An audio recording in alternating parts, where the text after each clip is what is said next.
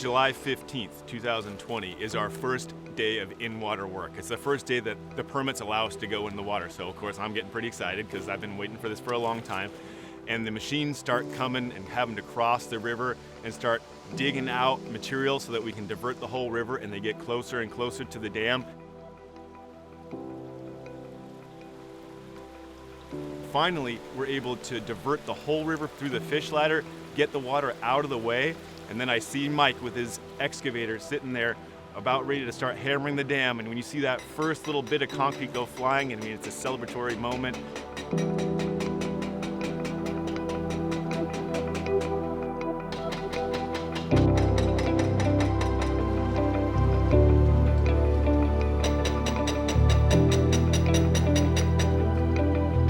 The Pilchuck River Diversion Dam was initially installed in 1912. There was actually two dams that were formerly at the site. One was just upstream of the bigger dam that was installed in 1932. They both were installed to supply drinking water to the city of Snohomish. Things get old, transmission mains start failing, it starts costing a lot of money, and so at this point there's no purpose for it anymore because the city purchased water from a different source for much less money, and so it allowed us to remove this dam. Certainly when the dam was built, it was a much different time. Did not do a good job of thinking about what kind of damage that would do to resources or to people and their culture and their lifeways. I think it's incredibly frustrating, and I think it's something that's happened not just here, but all over the Northwest, all over the country for the last 250, 300 years. Tribal people have been, ignored and haven't had their values represented. That's how we got in this situation that we're in with this dam, and why it was so important to help get this dam removed. It's important for the fish, and it's important for the culture, important for the people, but it's also important for righting that historical wrong. It's really exciting for Tulalip to be a part of this because this took out a dam that was destroying the spawning beds for fish for many generations. So this is really exciting for Tulalip to be one of the leads in making this project a reality. Our ancestors are very thankful. I could feel my dad too. He's very proud of this moment to see this open up. We are the salmon people.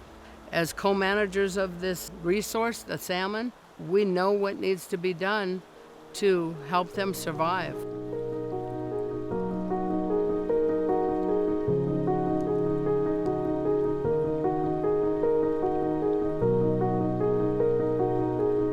So when we first removed that little bucket of material and let the river reoccupy where it hadn't been for over 100 years, we started seeing sediment sorting downriver. You could stand in the channel and feel your foot kind of sinking as all the sediment started going downstream.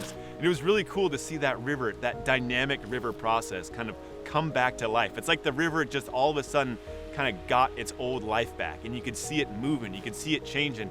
And I'm really excited to see what happens when we get some bigger flows. Right now, the river is at its summer low flow, but in a month or two, it's gonna start raging out here, and that's when we're gonna see really big changes in the site, specifically where the dam used to be and just slightly upstream. We really know that there's not gonna be many changes downstream, but it's gonna be so exciting to see what happens here on site and how the river reoccupies its historic location. This river has finally got to flow the way it wanted to, back to its natural state. So we're really excited to see what will come in the future of this project.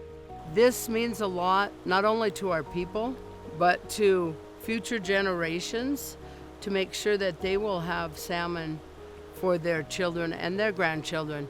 So we will also help with the efforts to save the Kolkolahech, see how much more fish we can provide to save our natural resources.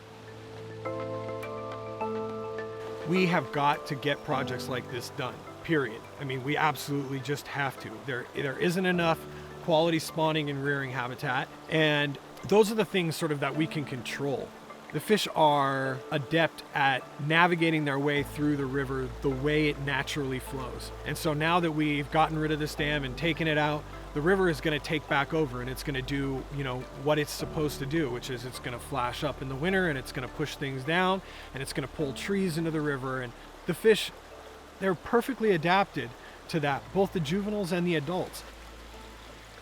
This dam was located right at the edge between the best habitat in the whole river basin and the impacted downstream habitat that people have been modifying for a really long time. So that edge that was defined by a dam, by an obstruction, instead be opened up to where that connection between really great habitat and areas that we're trying to help facilitate get better, that little connection, that little restoring the river connectivity is really cool. And I expect that to continue over time. You know, I think we're learning from our mistakes, and I think that we're not going to be putting these damaging dams in these rivers in this place anymore, because I think we know that that impacts us, that impacts people, that impacts fish, that degrades our experience. And so I'm really, really hopeful that we'll just continue to increase downstream habitat and increase connectivity so that we really see gains over time in these places.